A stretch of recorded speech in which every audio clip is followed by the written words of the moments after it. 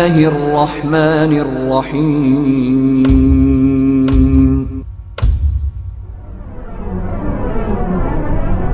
محترم حاضرین جمعہ، بزرگوں، نوجوان ساتھیوں، پردہ نشین ماں اور بہن، اس اللہ کا بڑا کرم، بڑی مہربانی، بڑا احسان کہ جس نے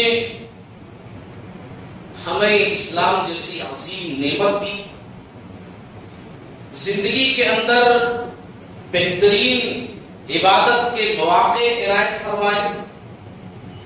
خصوصی طور سے یہ مہینہ جو ہمارے اوپر سایہ فگن ہے، جس سے ہم گزر رہے ہیں، ماہ رمضان، اللہ کا جتنا شکر ادا کیا جائے اتنا کم ہے کہ اللہ رب العالمین نے یہ مبارک مہینہ ہمیں نصیب فرمایا.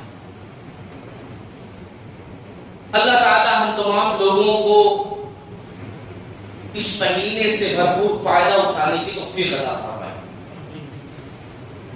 بے شمار درود و سلام کا تحفہ ہو نبی آخر الزمان سرور کونین احمد مجتبی رسول عالمی جناب محمد رسول اللہ صلی اللہ علیہ وسلم پر، وہ ذات مقدسہ مبارکہ مطہرہ کہ رب العزت نے جنہیں رحمت کائنات بنا کر بھیجا اور جن کے ذریعے سے اسلام جیسی عظیم نعمت ہم تک پہنچی، صلی اللہ علیہ وسلم. محترم حضرات، آج جس موضوع کو لے کر میں آپ لوگوں کے سامنے حاضر خدمت ہوں، وہ موضوع ہے زکوٰۃ کے احکام و مسائل. اس عنوان کے تحت میں زکوٰۃ مفروضہ، صدقہ مفروضہ یعنی جس کو زکوٰۃ کہتے ہیں، وہ صدقہ جو ہمارے اوپر فرض ہے، ہمارے اوپر ضروری ہے چند کنڈیشن کے ساتھ، اس کے بارے میں بات کروں گا. اور صدقہ نافلہ کے بارے میں بھی مختصر بات کروں گا. عام صدقہ نافلہ کے بارے میں بھی مختصر بات کروں گا. البتہ آج کے خطبے میں صدقہ فطر کے بارے میں کچھ بات نہیں کروں کیونکہ ابھی اس کا وقت ہی نہیں آیا ہے.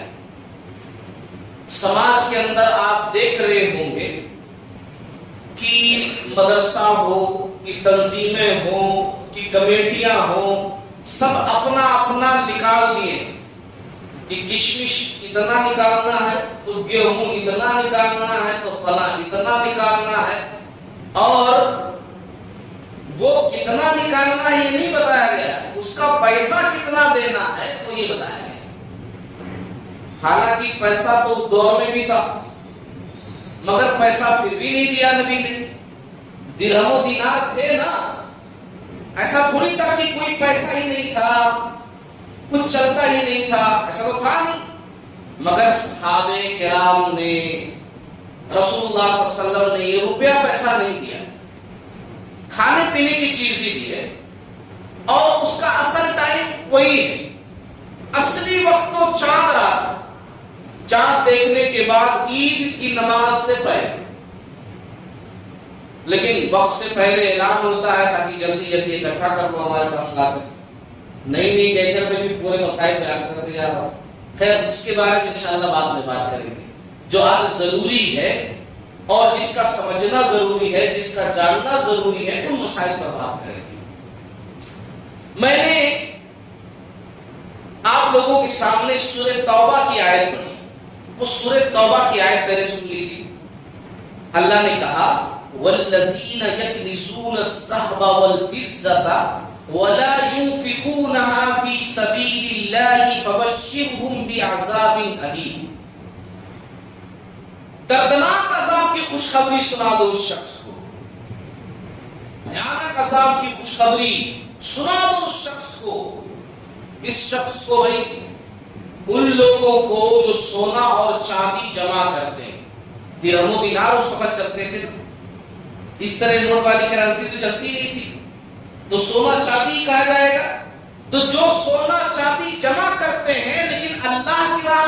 خرچ نہیں کرتے ان کے لیے دردناک عذاب ہے. بس ٹھیک ہے حلال ہی کما رہے ہیں, ٹھیک ہے محنت سے ہی کما رہے ہیں, لیکن خالی جمع کر رہے ہیں اور 10 کا 100 بنا رہے ہیں, پھر 100 کا 500 ہوتی ہی گڈی کی شکل میں لے جا کر کے بینک میں جمع کر رہے ہیں. یہی کر رہے ہیں بس.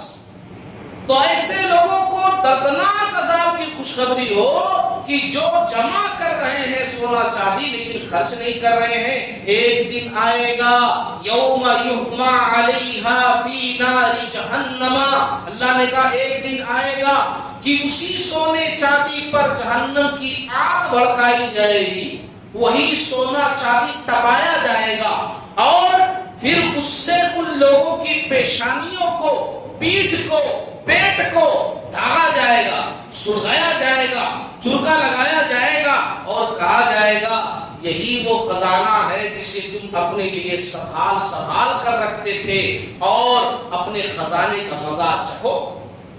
یہی خزانہ ہے نا, بچا کر رکھتے تھے, جمع کر کے رکھتے تھے, یہی خزانہ ہے تو اپنے جمع کیے ہوئے خزانے کا مزہ چکھو. یہ کہا جائے گا. اللہ نے سورہ توبہ میں اس بات کا تذکرہ کیا ہے. اس آیت کی روشنی میں آج میں بات کروں گا. دیکھیے جو زکات ہے نا, زکات کے میننگ ہوتے ہیں لغوی طور پر پاکیزگی, برکت, زیادتی. پاکیزگی, برکت, زیادتی. آپ پریشان ہو گے زکات دینے سے تو مال کم ہو جاتا ہے اور آپ کہہ رہے ہیں زیادتی اور برکت. جی ہاں, یہ دنیا جس نے بنائی ہے نا, جس نے زندگی دی ہے, جس نے دماغ دیا ہے پیسہ کمانے کا, جس نے دنیا دی ہے, وہی کہہ رہا ہے کہ یہ جو زکات ہے, زکات میں برکت ہے. یہ اسی کا سسٹم ہے, اس عرش والے کا. اس عرش والے کے ذریعے ہی یہ بات پہنچی ہے کہ زکات دینے سے ہمارے مال کی پاکیزگی ہو جاتی ہے, ہمارے مال کی پاکی ہو جاتی ہے, ہمارے مال میں برکت ہو جاتی ہے, ہمارے مال میں زیادتی ہو جاتی ہے زکات ادا کرنے کی وجہ سے. ہاں, پاکیزگی کا ذریعہ. ایک حدیث کے اندر اللہ کے نبی صلی اللہ علیہ وسلم نے فرمایا, صحیح بخاری کتاب الزکات کی حدیث ہے کہ جو لوگ زکات ادا نہیں کرتے بس خالی بٹور کر رکھتے ہیں جیسا کہ آیت میں کہا گیا, اسی مفہوم کی حدیث بھی ہے, قرآن کی آیت بھی ہے اور حدیث بھی ہے. ابو ہریرہ رضی اللہ تعالیٰ عنہ حدیث بیان کرنے والے کہتے ہیں کہ زکات ادا نہیں کرتا دنیا کے اندر بندہ, بس خالی یہ سوچتا ہے زکات اتنی محنت سے کمایا میں خرچ کروں, میں اس میں سے زکات نکالوں, یہ سوچ کر کے خالی بس رکھتا جا رہا ہے, زکات نہیں نکال رہا ہے. تو قیامت والے دن وہی اس کا بٹورا ہوا خزانہ, جمع کیا ہوا خزانہ گنجے سانپ کی شکل اختیار کر لے گا. گنجا سانپ یعنی سانپ اوپر سے بدصورت, سانپ زہریلا اور اوپر سے بدصورت بھی. ایسا بھی نہیں تھوڑا سا کم سے کم سانپ ہے تو ہاں ٹھیک, تو ڈینجر تو ہی ہے لیکن کم سے کم کچھ تو ٹھیک دکھ رہا ہے. گنجا سانپ یعنی چیپ شکل کا سانپ اس کے گلے کو لپیٹ لے گا, اس کے جبڑوں کو پھاڑے گا, منہ کو پکڑ لے گا اور وہ سانپ کہے گا اب بھاگ کیوں رہا ہے صاحب مجھ سے, انا مالو کا انا کنزو کا, میں ہی تو تیرا مال ہوں نا. اب دنیا کے اندر تو سینے سے چمٹا کر رکھتا تھا, دنیا کے اندر تو خرچ نہیں کرتا تھا, جیب کو پکڑ کر رکھتا تھا, خرچ کرنے کی باری ہے تو جیب میں ہاتھ ڈال کر سوچتا تھا دوں کہ نہ دوں, نکالوں کہ نہ نکالوں, سوچتا تھا. اور اب میں تیرے ساتھ ہی کہوں دنیا کے اندر جس طرح چمٹا کر رکھتا تھا, آج میں چمٹا ہوا تجھ سے, لپٹا ہوا آج میں تجھ سے, تو مجھ سے پریشان تو کیوں ہے, میں تیرا مال ہوں, میں ہی تیرا خزانہ ہوں. یہ سزا دی جائے گی اسے, قیامت والے دن سزا دی جائے گی. زکات بہت اہم ہے اسلام کے اندر, بات جان لیجیے, ارکان اسلام میں سے ایک رکن ہے زکات. معمولی سمجھا ہم نے زکات کو کہ دیے تو دیے, نہیں دیے تو کوئی بات نہیں. ارکان اسلام میں سے ایک رکن ہے زکات. اور قرآن میں جہاں نماز کا تذکرہ ہے,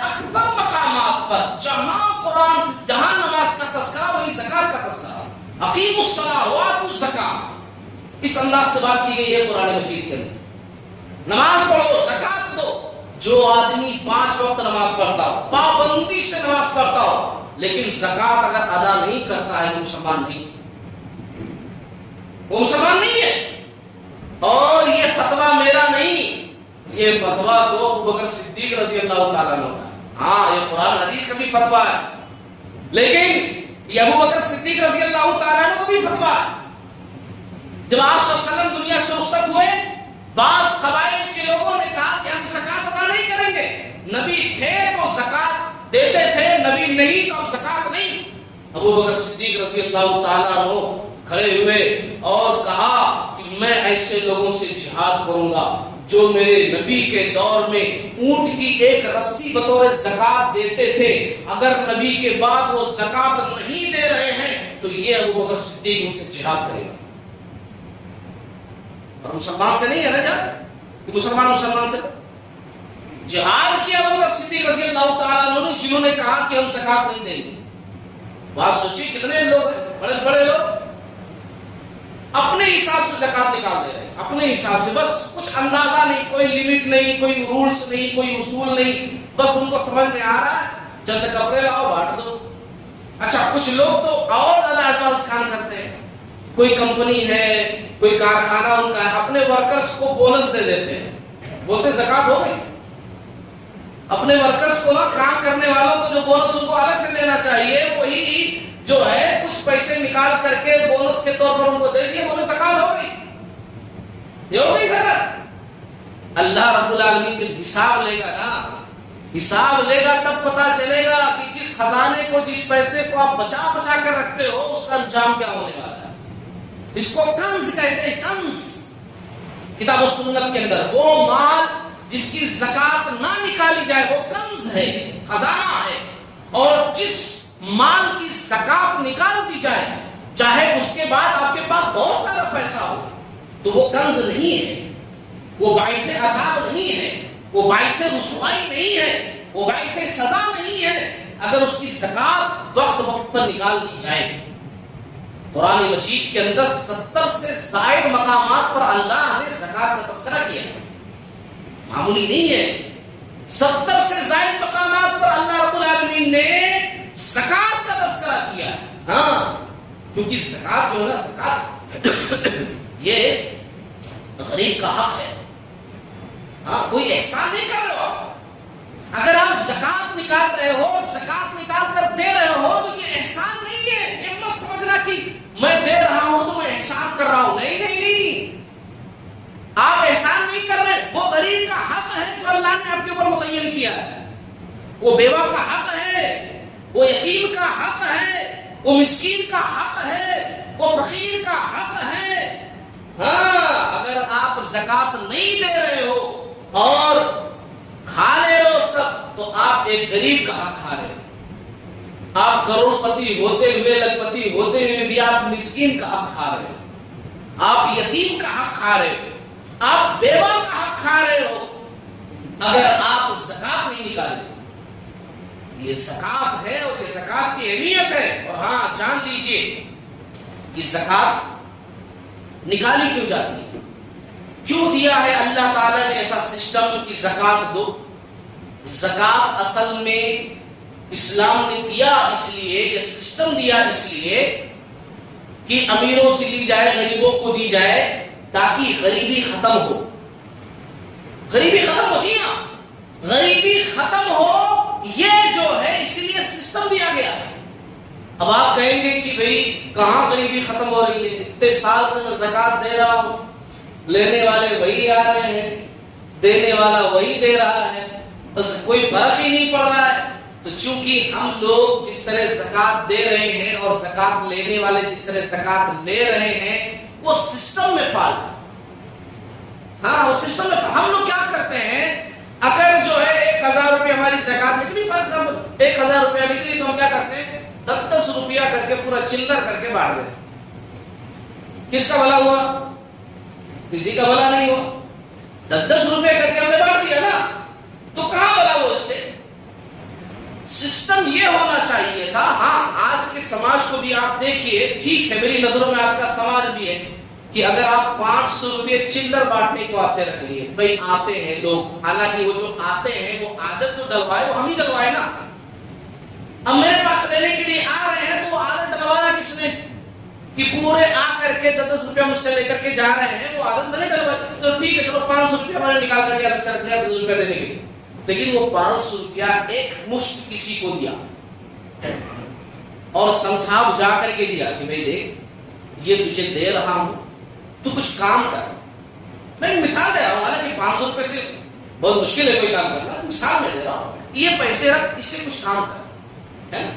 یہ ایک مشت تجھے دے رہا ہوں، یہ زکات کے رقم کچھ کام کر، تاکہ اگلے سال زکات دینے والا تو نہیں بن پائے گا، لیکن کم سے کم زکات مانگنے والا بھی نہیں رہے گا.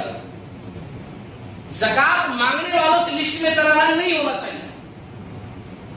اسلام نے یہ نظریہ اس لیے اختیار کیا اور اسی لیے اسلام کے اندر ایک بہترین سسٹم تھا، بہترین سسٹم بیت المال کا، جس میں زکات اکٹھا کی جاتی تھی اور مسکینوں تک پہنچائی جاتی تھی. آپ یقین مانو، تھوڑا سا آپ غور کرو، خلافت راشدہ آپ صلی اللہ علیہ وسلم کی زندگی سے اس بات کی شروعات ہوئی. چلو خلافت راشدہ سے میں آپ کی مثال دیتا ہوں. خلافت راشدہ آپ دیکھو، خلافت راشدہ سے ہوتے ہوتے یہ زکات کے سسٹم نے ایسا کرشمہ دکھایا کہ عمر بن عبد العزیز رحمۃ اللہ علیہ کے دور میں جا کر کے حالات ایسے ہو گئے کہ کوئی زکات لینے والا نہیں.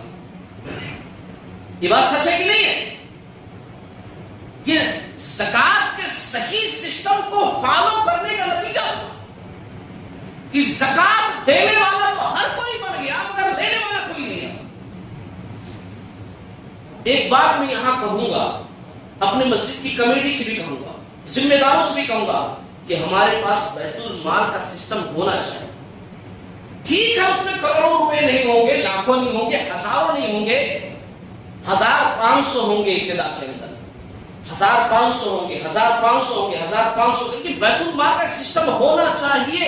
اور آپ لوگوں سے کہوں گا اس بیت المال کے اندر آپ زکات کی ایک رقم اچھی خاصی جمع کرائیں گے اور وہ رقم ایسے لوگوں پر خرچ کی جائے کہ جو محنت تو کرنا چاہتے ہیں لیکن ان کے پاس کوئی ذریعہ نہیں.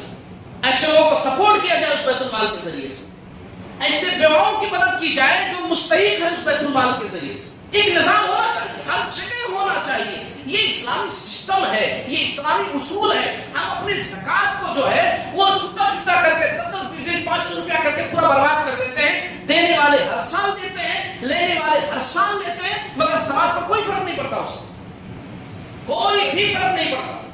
اس طرح زکات کے سسٹم سے زکات آیا تھا غریبی مٹانے کے لیے، مگر کوئی فرق نظر نہیں آ رہا. کیوں؟ اس سسٹم کو ہم لوگ جو ہے وہ فالو نہیں کرتے. محترم حضرات، آج ہم بات کریں کہ زکات کس سسٹم سے دی جائے، ہے نا؟ کتنے پر زکات بنتا ہے. اور یہ مسئلہ اگر آپ لوگ گنودگی کی حالت میں سنو گے، ایسا ٹیک لگا کر کہ آنکھ بند کرے رہو، کان ہماری خالی کھلے رہیں گے، تو پھر نہیں سمجھ میں آئے. یہ مسئلے مسائل ہیں، یہ مسئلے مسائل ہیں، اس کو غور سے سننے کی ضرورت ہوتی ہے. تو دیکھو، زکات دینے کے لیے 2 باتوں کا خاص طور سے خیال رکھیے. زکات دینے کے لیے 2 باتوں کا خیال رکھیے. کس کو زکات دینی ہے وہ 2 بات کا خیال رکھیے. جب آپ کے پاس 7.5 تولہ سونا ہو، 7.5 تولہ سونا اور 52.5 تولہ چاندی اگر آپ کے پاس ہے تو پھر 2.5 زکات بنتی ہے. نصاب جس کو بولتے ہیں نا، کتنا ہو تو زکات دے. تو اس میں پہلی بات 7.5 تولہ سونا آپ کے پاس ہے، یعنی 85 گرام سونا آپ کے پاس ہے، اور 595 گرام چاندی اگر آپ کے پاس ہے تو آپ کو زکات دینی ہے. اب یہاں ایک چیز اور بھی آپ غور کر لیں. اگر آپ کے پاس سونا 5 تولے ہے اور چاندی آپ کے پاس جو ہے 40 تولے ہے، اور آپ سوچو دونوں کو مکسچر کر لوں تو پھر نصاب کو پہنچ جائے گا، پھر زکات دینی ہے، تو مکسچر نہیں کرنا، ملانا نہیں. یہ بات یاد رکھیے، میں اس لیے کنفیوژن کو دور کر رہا ہوں. دیکھیے یہ ہے احکام و مسائل، دونوں کو ملانا نہیں ہے، یہ الگ ہے اور یہ الگ ہے۔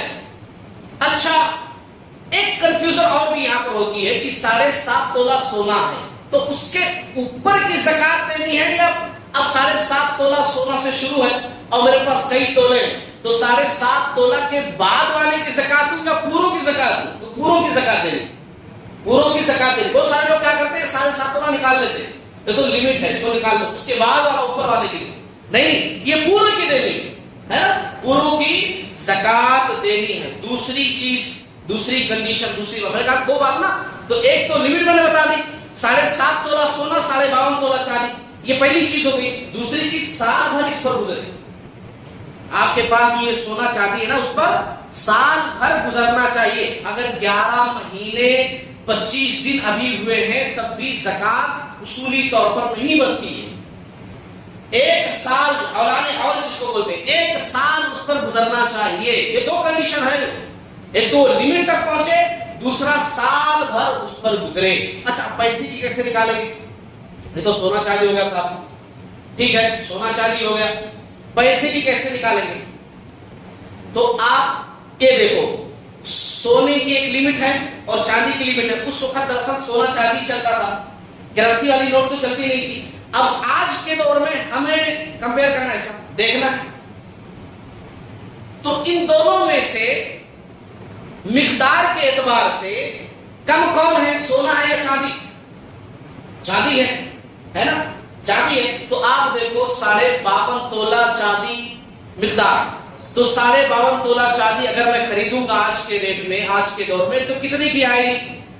تو 40-50 ہزار کی آ جائے گی یا 60 ہزار میں آ جائے گی۔ تو وہی پیسے کی لمٹ، جتنے میں وہ 52.5 تولہ چاندی آ جا رہی ہے وہی کرنسی کی جو ہے لمٹ ہے کہ آپ کے پاس اتنا پیسہ ہے، سال بھر سے رکھا ہوا ہے۔ ہاں پھر بتا دوں میں، سال بھر سے رکھا ہوا ہے، سال بھر اس پر گزر چکے ہیں تو 2.5 زکات ہے۔ اور یہ کوئی مشکل چیز نہیں ہے، 2.5 ہے نا، 2.5 اتنی کم مقدار آرام سے آدمی دے سکتا ہے۔ اور وہ بھی اللہ نے سب کو نہیں کہا کہ آپ 500 روپے رکھے ہو تو چلو 2.5 زکات دو، نہیں کہا اتنا ہو آپ کے پاس اور سال بھر سے رکھا ہے، مطلب آپ کا خرچہ بھی چل رہا ہے اور سال بھر سے رکھا ہوا ہے، مطلب یہ ایکسٹرا ہے۔ تو جب ایکسٹرا ہے تم دے سکتے ہو تو تمہیں زکات دینی ہے، تب اللہ نے کہا۔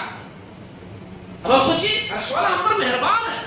2.5 میں مثال دوں آپ لوگوں کو، ابھی رمضان کا مہینہ چل رہا ہے، ہم لوگ جاتے ہیں مارکیٹ، تربوز روزانہ لے کر آتے ہیں، تربوز ہے نا، لے کر آتے ہیں نہیں؟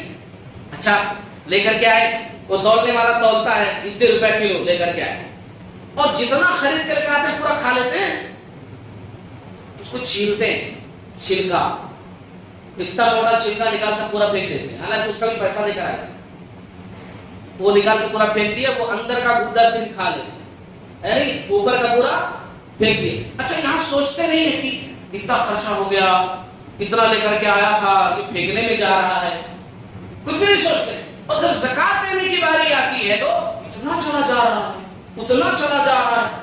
او میرے عزیزو، او میرے عزیزو، ایک حدیث سناؤ، دل دہلانے کے لیے کافی ہے۔ صحیح بخاری کی حدیث ہے، رسول کائنات صلی اللہ علیہ وسلم نے اپنے صحابہ سے پوچھا، کہا او میرے صحابہ ذرا بتاؤ تو صحیح کہ تم میں سے کون ہے جو اپنے وارث کے مال سے محبت کرتا ہے؟ تم میں سے کون ہے جو اپنے وارث کے مال سے محبت کرتا ہے؟ اپنے وارث کے مال سے، وارث سمجھتے ہیں نا، اپنے وارث کے مال سے محبت کرتا ہے۔ صحابہ کرام نے کہا کوئی بھی نہیں، ہر شخص اپنے مال سے محبت کرتا ہے، وارث کے مال سے کیا لینا دینا ہے؟ اپنے مال سے ہر شخص محبت کرتا ہے۔ تو آپ صلی اللہ علیہ وسلم نے کہا پھر سنو، تمہارا مال تو وہ ہے جو تم خرچ کر کے جمع کر دیتے ہو، اللہ کے راستے میں دے کر کے اپنے واسطے جمع کر دیتے ہو، تمہارا اصلی مال تو وہی ہے نا۔ اور جو تم چھوڑ کر جاتے ہو وہ تو وارث کا مال ہے، وہ تمہارا مال تھوڑی ہے۔ وہ مال کس کا ہے؟ وہ مال وارث کا ہے۔ تو تم میں سے ہر شخص کو غور کرنا چاہیے کہ کون اپنے مال سے محبت کرتا ہے اور کون وارث کے مال سے محبت کرتا ہے۔ وارث کے مال کے محبت کے چکر میں ہم اپنی آخرت برباد کر دیتے ہیں۔ ٹھیک ہے بچوں کو مالدار بنا کر جانا چاہیے. یہ اسلامی نظام ہے, یہ اسلامی بات ہے. رسول اللہ صلی اللہ علیہ وسلم کی حدیث بھی ہے, اپنے بچوں کو مالدار بنا کر جاؤ. مگر ایسا بھی مت کرو میرے عزیزو کہ آپ بچا بچا کر رکھ کر کے چلے جاؤ اپنے والد کے لیے, اور اس مال کا حساب آپ کو دینا پڑے. آپ نے خرچ کیا نہیں مگر حساب پورا دے رہے ہیں آپ. یہ عقل مندی نہیں ہے. تو بات اتنی سمجھ میں آ گئی کہ کس طریقے سے زکات نکالنی ہے. اچھا, جو زیورات پہنتی ہیں عورتیں, کیا ان میں بھی زکات ہے؟ ہاں ہے. بے شک اختلافی مسئلہ ہے, اختلاف ہے اس میں, بڑے بڑے علماء کا اختلاف ہے کہ وہ استعمال کرتی ہیں تو اس لیے نہیں ہے, لیکن اس میں بھی ہے زکات. ایک حدیث ملتی ہے, ابو داؤد کی حدیث ہے 1563 حدیث نمبر ابو داؤد کی. آپ صلی اللہ علیہ وسلم کے پاس ایک خاتون آتی ہے اور ان کے ساتھ ایک بچی ہوتی ہے. بچی کے ہاتھ میں سونے کے کنگن ہوتے ہیں موٹے موٹے. آپ صلی اللہ علیہ وسلم نے کہا کیا ان کی زکات نکالتی ہو؟ ان کی زکات نکالتی ہو؟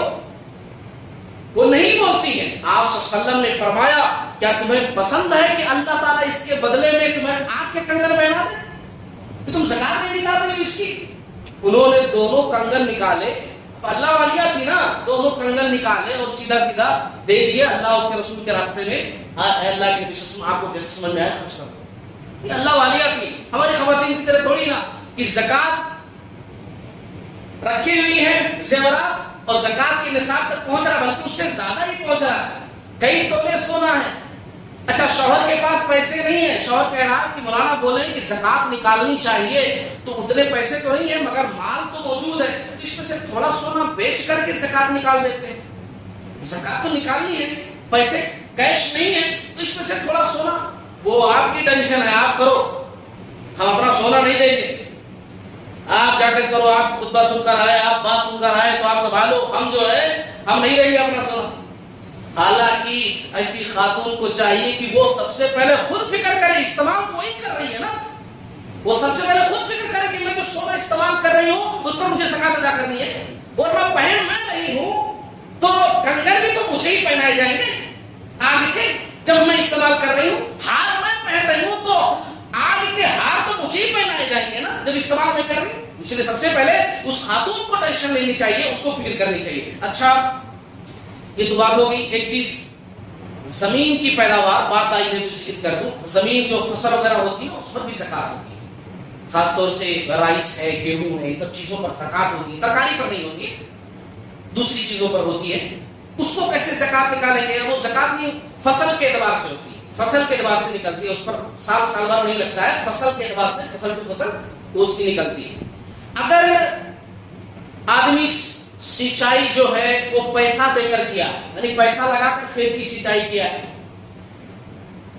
اور اس کے کھیت میں 653 کلو گرام, تقریباً 7 کنٹل سے ذرا کم, اتنا غلہ ہوا ہے, تو پھر اس کو اگر سینچائی اس نے پیسہ دے کر کے کیا ہے تو 20واں حصہ, تو 20واں حصہ فصل کا 20واں حصہ. اور اگر فری کے پانی سے کیا, یعنی آسمان سے بارش ہوئی, فری میں سینچائی ہو گئی ہے, تو پھر فصل کا 10واں حصہ. اگر سینچائی پیسہ دے کر کے کیا ہے تو 20واں حصہ, اور اگر فری میں آسمانی بارش سے سینچائی ہوئی ہے تو 10واں حصہ اس کو جو ہے نکالنا پڑے گا فصل میں سے. مکان ہے, ملگی ہے, گاڑی ہے, کرائے پر سب استعمال کی جاتی ہے.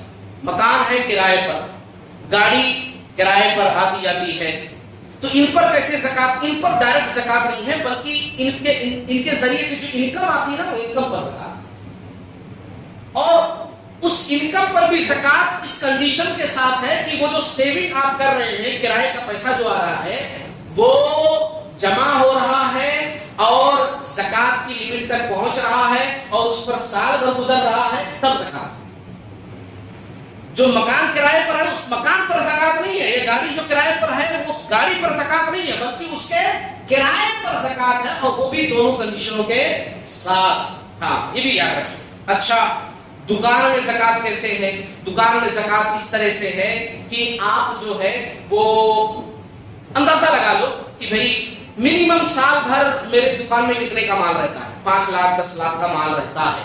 اکثر و بیشتر کم و بیش تھوڑا آگے پیچھے ہوتا رہتا ہے، لیکن اتنے کا تو رہتا ہے مال ہمیشہ میری دکان کے اندر، اس حساب سے آپ کو دکان میں زکات نکالنی ہے۔ اس سلسلے میں بہقی کی ایک روایت ہے، عمر رضی اللہ تعالیٰ عنہ ایک صاحب کی دکان پر جاتے ہیں اور ترکش وغیرہ وہ تیر رکھنے کا رہتا ہے نا باکس، ترکش وہ بنا کر بیچتے تھے اور چمڑے کا کاروبار کرتے تھے۔ تو عمر رضی اللہ تعالیٰ عنہ نے کہا کہ اس کی بھی تم کو زکات نکالنی ہے، زکات دکان کی بھی تم کو نکالنی ہے، اور اس کا سسٹم جو میں نے بتایا نا وہی بتایا عمر رضی اللہ تعالیٰ عنہ نے، اس طریقے سے تم اندازہ لگا لو کہ اتنے کا مال رہتا ہے میری دکان کے اندر، اور پھر اسی حساب سے 2.5 زکات تم کو جو ہے نکالنی ہے۔ اچھا، زمین پر بھی زکات ہوتی ہے۔ ایک زمین وہ ہے کہ جس کو ہم نے گھر بنانے کے لیے رکھا ہے، ہماری نیت ہے کہ گھر ہی بنائیں گے، کوئی زکات نہیں۔ مکان جس میں رہتے ہیں کوئی زکات نہیں، گاڑی جس کو چلاتے ہیں کوئی زکات نہیں،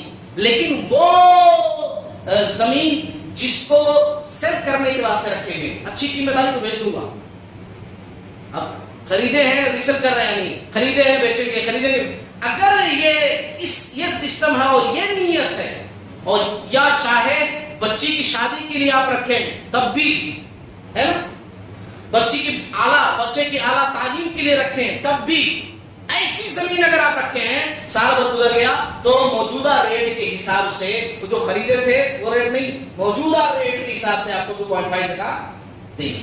یہ بھی ہمیشہ جو ہے یاد رکھیے۔ اچھا، زکات کن کو آپ دیجیے، وقت بڑی تیزی سے گزر رہا ہے، زکات کن کو دیجیے؟ زکات دیکھیے سورہ توبہ میں اللہ رب العالمین نے ذکر کیا ہے زکات کے کئی مسائل، آج کے سماج کے اعتبار سے جہاں دے سکتے ہیں ان کا میں تذکرہ کر رہا ہوں۔ سب سے پہلے آپ خیال کیجئے اپنے غریب رشتہ داروں کا، سب سے پہلے غریب رشتہ داروں کا خیال کیجئے، اس میں ڈبل اجر ہے، ایک رشتہ داری نبھانے کا اور ایک زکات ادا کرنے کا، ڈبل فائدہ۔ پڑوسی اگر زکات کا مستحق ہے، غریب، فقیر، محتاج، بیوہ، یتیم، یا اسی طریقے سے کوئی بندہ جیل میں ہے، اچھا ہے، انوسنٹ ہے، لیکن مجبوری ہے، پیسہ نہیں ہے، غریب گھر کا ہے، نہیں چھڑا سکتے ہیں، وکیل کی فیس زیادہ، وہاں پر بھی زکات کی رقم استعمال کی جا سکتی ہے، وہاں بھی دے سکتے ہیں۔ اسی طریقے سے مدرسوں میں بھی دے سکتے ہیں، کیونکہ وہاں غریب یتیم جہاں بچے پڑھتے ہو ان کو دے سکتے ہیں، مالدار بچے پڑھتے ہو ان کو زکات کی رقم نہیں دینی ہے، لیکن غریب مسکین بچے پڑھتے ہو، یتیم بچے پڑھتے ہو، وہاں پر بھی آپ جو ہے دے سکتے ہیں زکات کی رقم۔ اسی طریقے سے کوئی آدمی ہے بڑا قرضدار، بہت مقروض ہے، اس کے قرضے کی ادائیگی کے لیے بھی آپ زکات کی رقم دے سکتے ہیں۔ کوئی مسافر ہے، پریشان حال ہے، اس کو بھی زکات کی رقم دے سکتے ہیں۔ کوئی بہت زیادہ بیمار ہے، علاج کرانے کے لیے پیسے نہیں ہیں، اس کو بھی آپ زکات کی رقم دے سکتے ہیں۔ یہ زکات دینے کی جگہیں ہیں، اور ایک بات ہمیشہ یاد رکھیے کہ زکات ضرور دیجیے، اور جو سسٹم ہے اس سسٹم سے دیجیے، اندازہ لگا کر کے نہیں کہ میرے پاس اتنا ہے تو کتنا، 10-15 ہزار ہے تو 10-15 ہزار نکال، نہیں، باقاعدہ پیپر پین لے کر کے بیٹھیے، اپنا پورے مال کو آپ کیلکولیٹ کیجئے، اتنے لاکھ کا پورا مال میرا بنتا ہے، اتنا لاکھ ہے، اب اس میں زکات مجھے کتنی نکالنی ہے وہ پورا نکالیے۔ اگر 1 روپیہ بھی آپ زکات کا کھا لیتے ہیں نا تو کسی بیوہ کا حق کھا رہے ہیں یا کسی یتیم اور مسکین کا حق کھا رہے ہیں۔ آپ اتنے مالدار ہو کر کے بیوہ یتیم کا حق کھا رہے ہیں، ایسا اندازہ لگا کر کے زکات دے دیتے نہیں، باقاعدہ حساب کتاب کر کے آپ اس کے بعد اتنا بنا ہے، اتنا ہزار، اتنا روپیہ یا اتنا پیسہ باقاعدہ نکالیے اس کا، اس کے بعد جو ہے وہ حق ادا کیجیے۔ تو یہ زکات کے بارے میں چند باتیں تھی۔ اب میں مختصر سی بات کروں گا تھوڑا سا عام صدقے کے بارے میں، 4-5 منٹ سے عام صدقے کے بارے میں۔ دیکھو یہ تو زکات ہوگی جو ہمارے پر ضروری ہے، فرض، عام صدقہ بھی خوب کرنا چاہیے۔ اس مہینے کے اندر ایک چیز ہمیشہ ہم لوگ بھول جاتے ہیں کہ اس مہینے میں پیارے نبی صلی اللہ علیہ وسلم ہوا سے بھی تیز نیکی کرتے تھے، یعنی مثال دی گئی جس طرح ہوا تیزی کے ساتھ گزرتی ہے نا، آپ صلی اللہ علیہ وسلم بھی نیکی کے کام میں جلدی آپ اتنا صدقہ کرتے، اتنا خیرات کرتے، اتنی نمازیں پڑھتے، اتنی دعائیں کرتے، خوب عبادت کرتے تھے۔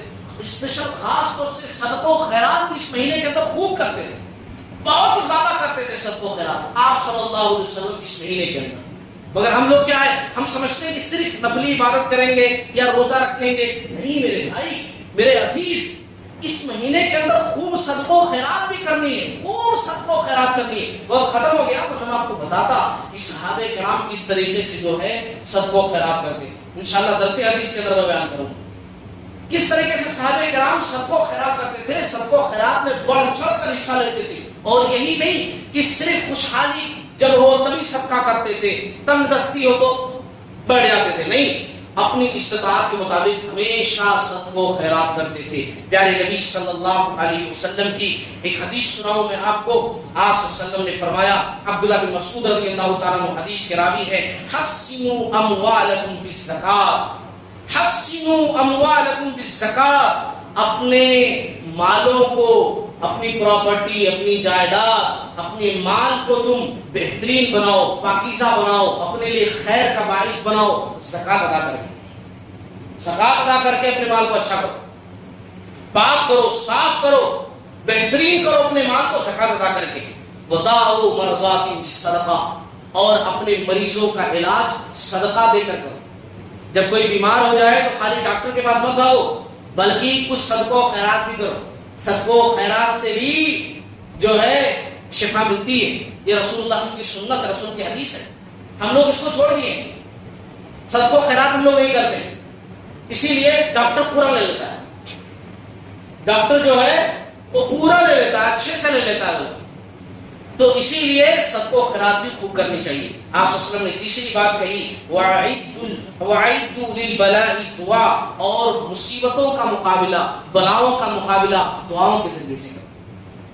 مصیبتوں کا مقابلہ دعاؤں سے کرو. میں نے پچھلے خطبے میں اسی لیے کہا تھا یہ شہر دعا بھی ہے، دعا کا مہینہ بھی ہے. خوب دعا کرو، دعا کبھی رائگاں نہیں جاتی. یا تو اللہ تعالیٰ وہ دعا قبول کر لیتا ہے، یا دعا وہ قبول نہیں کرتا تو کچھ اور دے دیتا ہے. ہم کو پتہ نہیں چلتا کیونکہ ہم وہ مانگے نہیں ہوتے، دوسرا کچھ دے دیتا ہے. یا پھر اللہ رب العالمین اس کی وجہ سے، اس دعا کی وجہ سے کوئی مصیبت آپ کے اوپر آنے والی تھی جو آپ کو پتہ نہیں، وہیں سے ٹال دیتا ہے.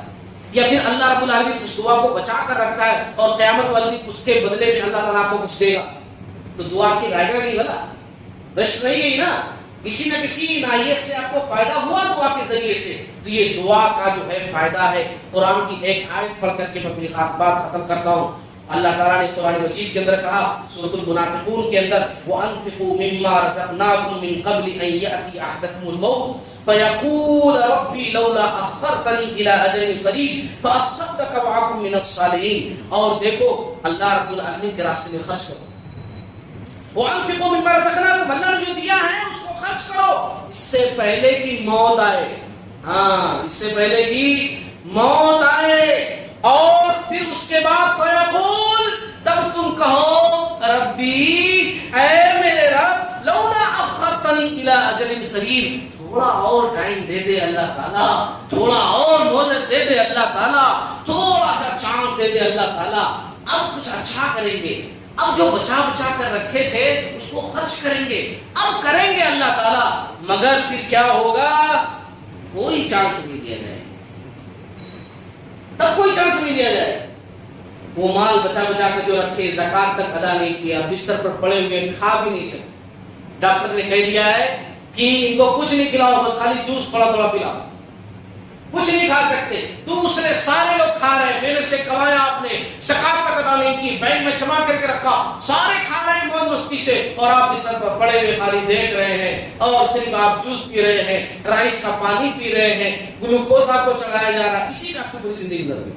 وہ وقت آنے سے پہلے اللہ کے راستے میں خرچ کرو اللہ تعالیٰ کے راستے میں.